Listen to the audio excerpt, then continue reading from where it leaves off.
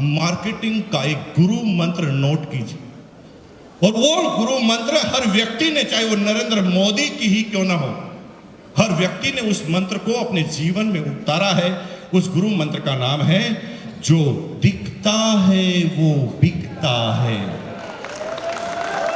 Hello, क्या बोला? क्या बोला? जो दिखता है वो बिकता है, लेकिन बिकता उसका है जो बोलता है। जो दिखता है वो बिकता है, बिकता उसका है जो बोलता है, और बार बार उसका बिकता है जो सच बोलता है। ये दुनिया की पूरी मार्केटिंग का सिद्धांत है। एक बार बेच रहे हैं, बढ़िया बढ़िया दिखा दो, और बार बार बेचना है तो सच बोलना पड़ेगा। अगर सच नहीं बोलोगे काम नहीं होगा। एक आदमी बहुत परेशान था, एक कंपनी में भर्ती हुआ, कंगे बनाने वाली कंगी कॉम। उसे 20 कंगी का टारगेट दिया गया कि एक 10 रुपए की कंगी है, 20 बेचोगे तो आपकी इतनी सैलरी हो। बेचारा पूरे दिन भर कंगी बेचता था। अब कंगी की जरूरत किसी को थी नहीं, सबके घर पर अपनी जेब में कंगी थी। टारगेट पूरा नहीं हो रहा था, तो टारगेट पूरा नहीं हुआ तो उसने एक युक्ति सोची, और वो एक टकले आदमी के पास पहुंच गया जिसके पास बाल थे ही। उस टकले आदमी के सामने जाकर बोला, भाई साहब कंगी ले लो। टकले आदमी को इतना गुस्सा आया, उससे साला कि इसका सिर फोड़ दूं मैं। वो कह, साला मुझे चिढ़ा रहा है, मेरे पास बाल ही नहीं है और तू कह रहा कंगी ले लो। वो कह, सर मैं इसीलिए तो आया हूं, थोड़ा सोचो ना कि आप टकले हैं, फिर मैं क्यों आया, यही तो समझाना चाहता हूं। सर हमारी कंगी है इतनी जबरदस्त कि आप 3 महीने तक रोज सोने से पहले इसको 5 बार रगड़ो, और रोज सोने के बाद में 5 बार रगड़ो, उठने के बाद 5 मिनट। अब बेचारा 5 बार 5 रगड़। अब ये डिसीजन कैसे होते हैं? 90% लोग इमोशन की मार्केटिंग करते हैं। अब जब आप सुबह सुबह या रात को 2 बजे भी टीवी चैनल खोलोगे ना, तो कोई ना कोई मार्केटिंग कंपनी आपको नजर आएगी, और उसके अंदर आपको ये बताया जाएगा कि हमारे प्रोडक्ट से क्या हुआ। इमोशनल क्या होता है? बेचारा टकला एक दिन में थोड़ी हुआ है? उसने बाल को रोकने की कोई प्रयास नहीं किए होंगे, आपको लगता है? 50, 100, 200 बेचारा प्रयास कर चुका है। कभी कोई कहता है इसके ऊपर गाय का गोबर लगा लो, बेचारा उसने गोबर भी लगाया।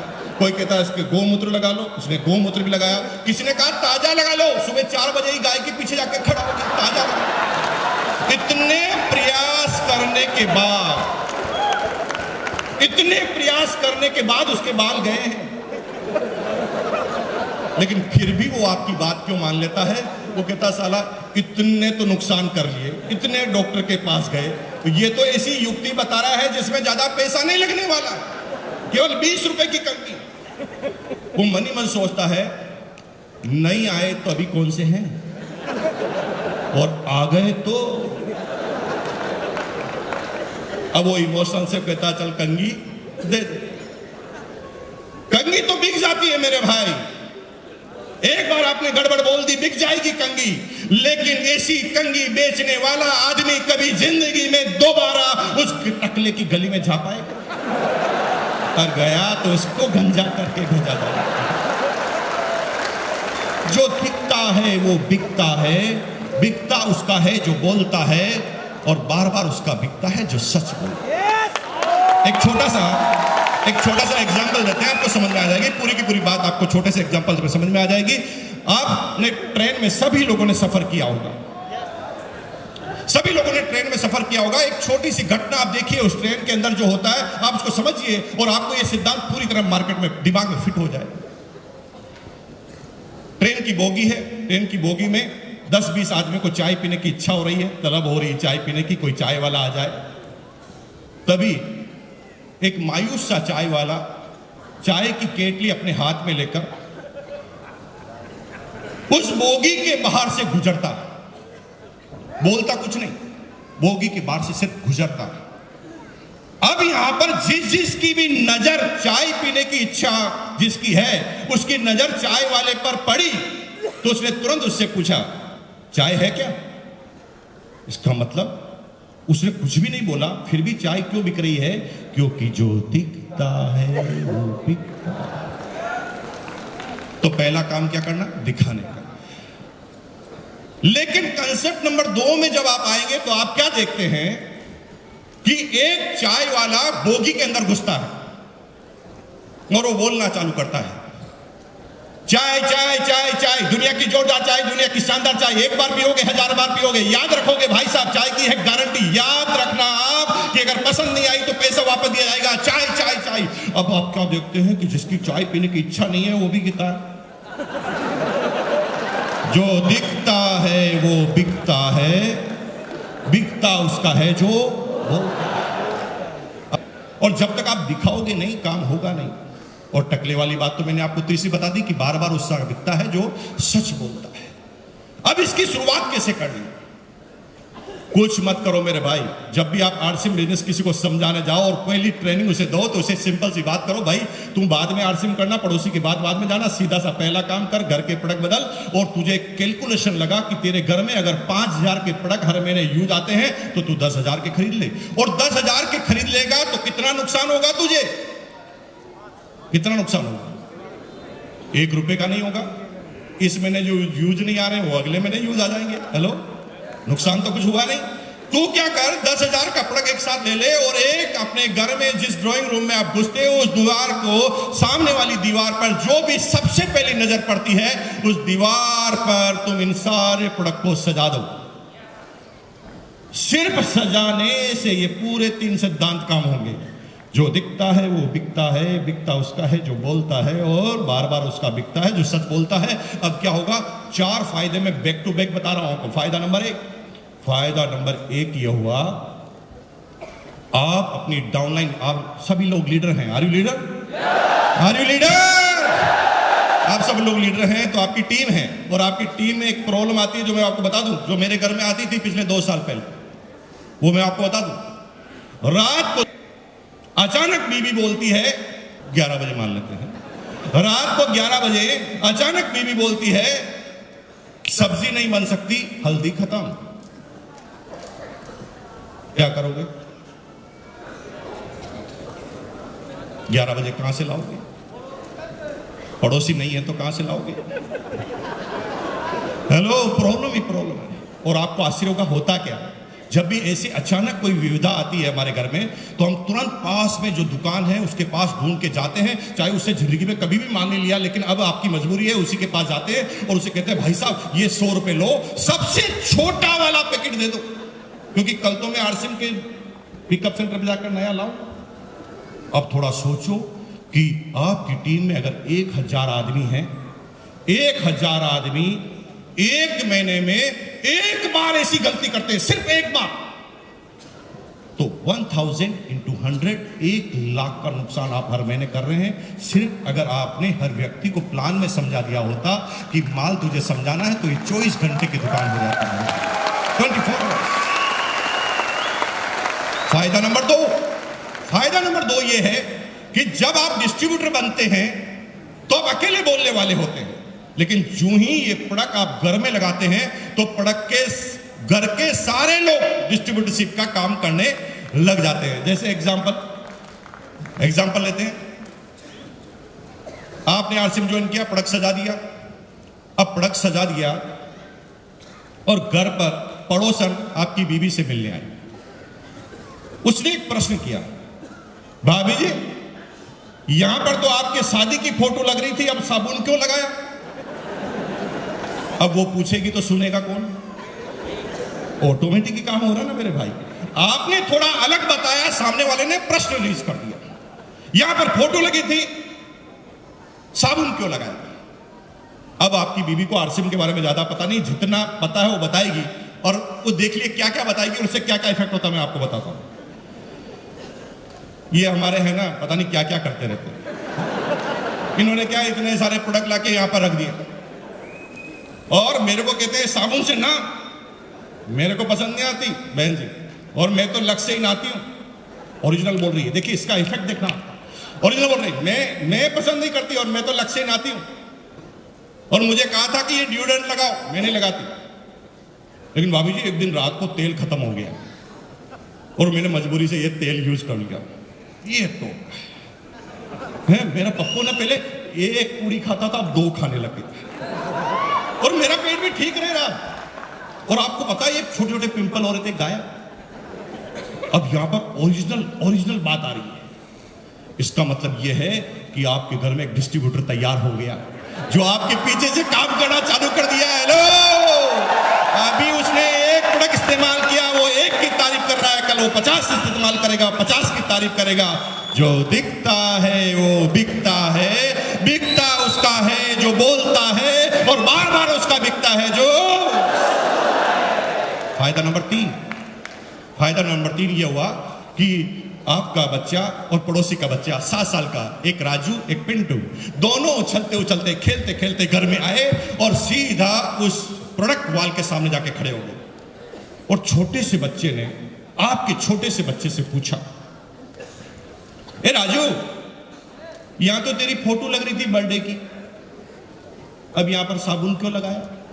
अब 7 साल का बच्चा देखो कैसे कैसे बात कर रहा है, कैसे बिजनेस बढ़ेगा। 7 साल के बच्चे को ना आरसीएम के बारे में पता है, ना सिस्टम के बारे में, ना प्रोडक्ट के बारे में, बच्चा बात कर रहा है।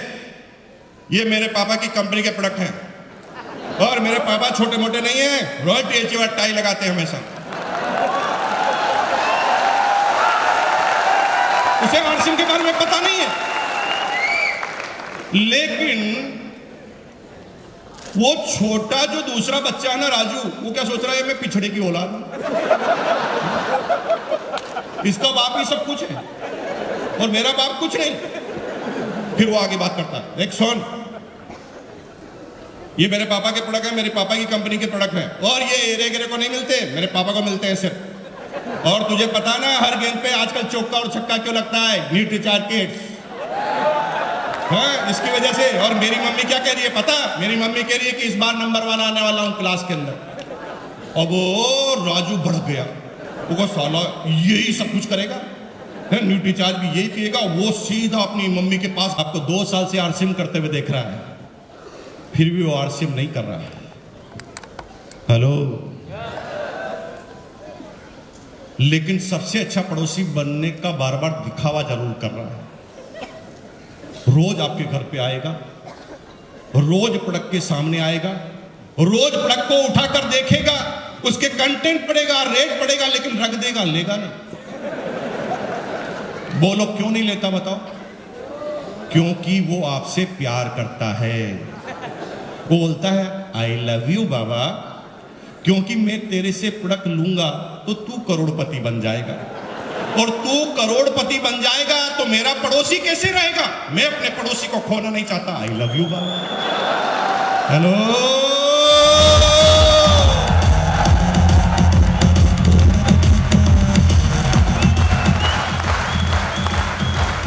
वो आपसे प्रोडक्ट नहीं लेता क्योंकि वो मन ही मन सोच रहा है कि मैं इसको पहले चेक कर लेता हूं, ये कुछ कर पाता है कि नहीं कर पाता। कोई बात नहीं, करने दीजिए चेक। आपका सिर्फ एक काम है, प्रोडक्ट रख दिया ना, अब उसको सिर्फ ये पता है कि प्रोडक्ट रहते हैं, वो करता नहीं, लेता नहीं, लेकिन एक दिन ऐसा समय आएगा कि कायनात में ऑटोमेटिक फंस जाएगा। कैसे? शर्मा जी उनका नाम है। रात को 11 बजे 5 मेहमान आ गए शर्मा जी के घर, जो आरसीएम नहीं कर रहे। मेहमान ने कहा भाभी जी चाय तो पी के जाएंगे। भाभी जी किचन में गई, चाय का ढक्कन खोला, चाय खत्म। अड़ोस पड़ोस में कोई है नहीं, पिकअप सेंटर बंद हो गए, सॉरी दुकानें सारी बंद हो गई है। उसने शर्मा जी को धीरे से अंदर बुलाया, शर्मा जी सुनो। शर्मा जी किचन में गए, चाय की पत्ती खत्म हो गई, क्या करेंगे? भागो, पीछे के गेट से भागो, कैसे मिलेगा? अब शर्मा जी बाहर आकर सोच रहे हैं कहां जाऊं, 11 बजे कहां से चाय की पत्ती लाऊं? तभी याद आता वर्मा जी, जो दिखता है वो बिकता है।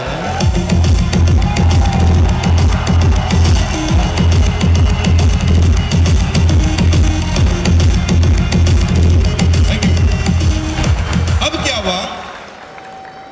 अब वो रात को 11 बजे वर्मा जी के पास आया। वर्मा जी, मैंने सोचा कि आज आपका प्रोडक्ट इस्तेमाल कर लिया जाए। रात को 11 बजे। वर्मा जी क्या पागल है? रात को 11 बजे प्यार उमड़ रहा है। देखो, मैं सोच रहा हूं कि आज आपके प्रोडक्ट इस्तेमाल करके देख लिए जाए, और मैं सबसे पहले आपकी चाय की पत्ती को चेक करना चाहता हूं। ये समझ गया, पूरा फंस चुका है। रात को 11 बजे कोई चेक करने नहीं आता। अब उसने चाय की पत्ती उठाई। शर्मा जी ने बोला, हाँ हाँ प्लीज आप ले सकते हैं, ये आपके लिए ही है। उसने फटाफट चाय की पत्ती उठाई और पीछे की तरफ रेट देखी और पूछा कि कितना दूं। सोचा कि पड़ोसी है, कुछ तो डिस्काउंट देगा। तभी तुरंत शर्मा जी बोल गए, नहीं नहीं नहीं, ज्यादा देने की जरूरत नहीं, जो लिखा हुआ उतना, ज्यादा नहीं, हाँ? जो लिखा हुआ उतना। मजबूरी में चाय की पत्ती ले ली गई। यहां पर हो गई आपकी सेल। अब चक्कर क्या पड़ा देखिए, पांचों मेहमानों ने चाय पी और योग ऐसा बैठा कि पांचों मेहमानों ने चाय पीकर आधा घंटे में से 15 मिनट केवल चाय की तारीफ की। क्या बोला, भाभी जी क्या चाय, एक तो मेरी मां चाय बनाती थी, भगवान कसम मां की चाय की याद आ गई। अब मेहमान को थोड़ी पता है आरसीएम की, भाभी जी को भी पता नहीं है आरसीएम की। अब वो चाय की तारीफ कर रहा है। और भाभी जी क्या गजब की चाय बनाते हो, आपके हाथ में जादू है। भाभी जी परेशान, जादू कैसे हो गया? हाथ हो के वो ये चाय वैसी कैसे बनाते हो, उसने क्या गजब हो गया? तभी अचानक क्लिक हुआ, और यार वो आज चाय की पत्ती का पैकेट का कलर चेंज था। वो तुरंत किचन में दौड़ी और किचन में देखा, ये तो लाल कलर का पैकेट है, जो हमेशा आता वैसा नहीं है। उसे पता चल गया कि मेरे भाई ये जादू हाथ का नहीं है, चाय की पत्ती का है। अब रात को 11:30 बजे एक फरमान जारी हो रहा है घर में। देखिए कैसे फरमान जारी हो रहा है। भाभी जी को पता नहीं है आरसीएम क्या है, वो सिर्फ ऐसे, क्योंकि उसे पता लग गया कि चाय की वजह से हुआ। उसने रात को 11 बजे वर्मा जी को बोला, वर्मा जी सुनो, जिंदगी में पहली बार ढंग का काम किया, और सुनो, आज के बाद मेरे घर में कोई दूसरी चाय की पत्ती आनी नहीं चाहिए, फेंक दूंगी नहीं तो बाहर। फंस गया। अब मजबूरी है, आरसीएम नहीं करे तो भी मजबूरी है मेरे भाई। तो मेरे साथ एक बार बोलेंगे, जो